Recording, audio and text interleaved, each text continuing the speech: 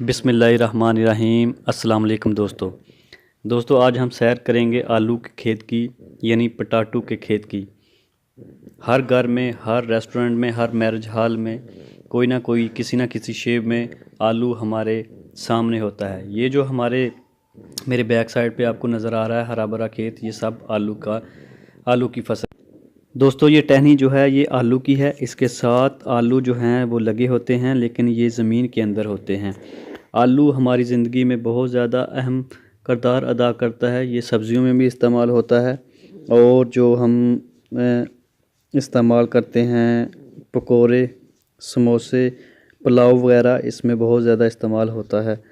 तो हर किचन में, हर घर में ये इस्तेमाल होता है, पकता है, बनता है, और हम इसे बहुत शौक़ से खाते हैं। लेकिन बहुत ज़्यादा माएँ, बहनें और दोस्त ऐसे हैं जिन्होंने आलू की जो फसल है, आलू का जो पौधा है वो नहीं देखा। तो आज मैं उनको खेत की सैर कराऊंगा और दिखाना चाहता हूं कि जो आलू होता है वो ज़मीन में कहाँ होता है।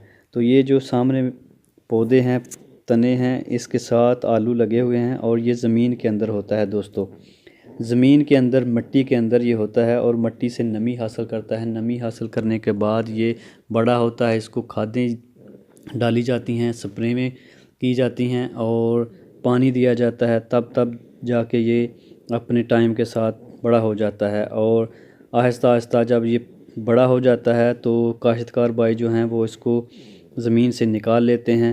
पक जाता है तो इसको मंडियों के थ्रू होकर ये हमारे घर तक, हमारे किचन की रौनक बनता है।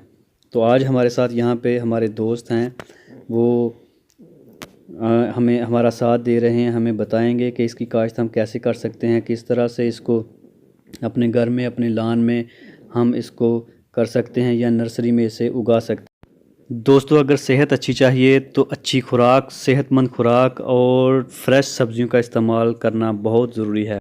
दोस्तों जो आलू हम इस्तेमाल करते हैं, जो हम बाज़ार से लेकर आते हैं, वो ज़्यादातर स्टोरेज होता है, और स्टोर की जो मुद्दत होती है वो तकरीबन 1 साल होती है।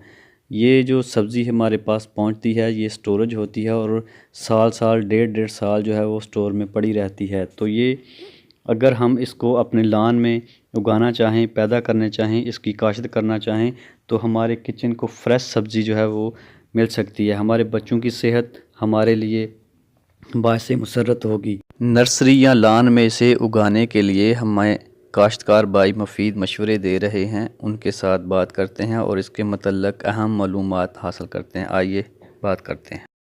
अस्सलाम वालेकुम जी। वालेकुम अस्सलाम। भाईजान नाम क्या है आपका? मोहम्मद नवीद, माशाल्लाह बहुत प्यारा नाम है। नवीद साहब ਇਹ ਦੱਸੋ ਕਿ ਤੁਸੀਂ ਇਸ ਸ਼ੋਬੇ ਦੇ ਨਾਲ ਕਿੰਨੀ ਦੇਰ ਤੋਂ ਵਾਬਸਤਾ ਹੋ?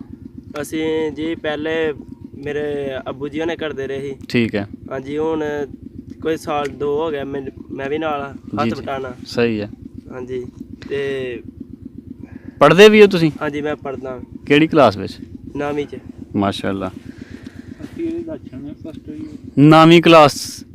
ਨਵੀਦ ਸਾਹਿਬ ਸਾਡੇ ਨਾਲ ਨੇ, 9ਵੀਂ ਕਲਾਸ ਦੇ ਸਟੂਡੈਂਟ ਨੇ। ਉਹ ਆਪਣੇ ਵਾਲਿदैन ਦੇ ਨਾਲ, ਆਪਣੇ ਪੇਰੈਂਟ ਦੇ ਨਾਲ ਜਨਾਬ ਖੇਤੀਬਾੜੀ ਵੀ ਕਰਦੇ ਨੇ। ਕਿਉਂਕਿ ਅਸੀਂ ਪੰਜਾਬ ਦੇ ਰਹਿਣ ਵਾਲੇ ਹਾਂ। ਪੰਜਾਬ ਦੇ ਅੰਦਰ ਕਲਚਰ ਹੈ ਜਿਹੜਾ ਉਹ ਖੇਤੀਬਾੜੀ ਤੋਂ ਸਟਾਰਟ ਹੁੰਦਾ, ਅਤੇ ਫਰੈਸ਼ ਸਬਜ਼ੀਆਂ ਜਿਹੜੀਆਂ ਨੇ ਉਹਨਾਂ ਦੇ ਹਵਾਲੇ ਨਾਲ ਅੱਜ ਦਾ ਸਾਡਾ ਪ੍ਰੋਗਰਾਮ ਹੈ। ਨਵੀਦ ਸਾਹਿਬ ਸਾਡਾ ਸਾਥ ਦੇ ਰਹੇ ਨੇ, ਅਤੇ ਜੋ ਵੀ ਮਾਲੂਮਾਤ ਉਹਨਾਂ ਦੇ ਕੋਲ ਹੈ ਇਹਦੇ ਮੁਤਲਕ ਉਹ ਜ਼ਰੂਰ ਸਾਡੇ ਨਾਲ ਸ਼ੇਅਰ ਕਰਾਂਗੇ।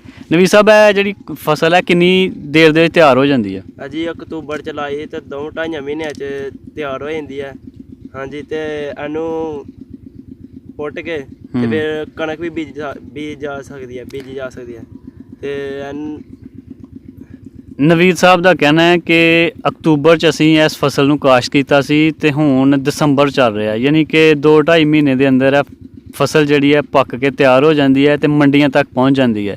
ਕਿਸੇ ਨਰਸਰੀ ਦੇ ਅੰਦਰ ਜਾਂ ਕਿਸੇ ਲਾਨ ਦੇ ਅੰਦਰ ਤੁਸੀਂ ਇਹਨੂੰ ਲਾਉਣਾ ਚਾਹੁੰਦੇ ਹੋ, ਅਤੇ ਬੜੀ ਆਸਾਨੀ ਨਾਲ, ਬੜੀ ਜਿਹੜੀ ਹੈ ਨਾ ਈਜ਼ੀਲੀ ਇਹਨੂੰ ਤੁਸੀਂ ਕਾਸ਼ਤ ਕਰ ਸਕਦੇ ਹੋ।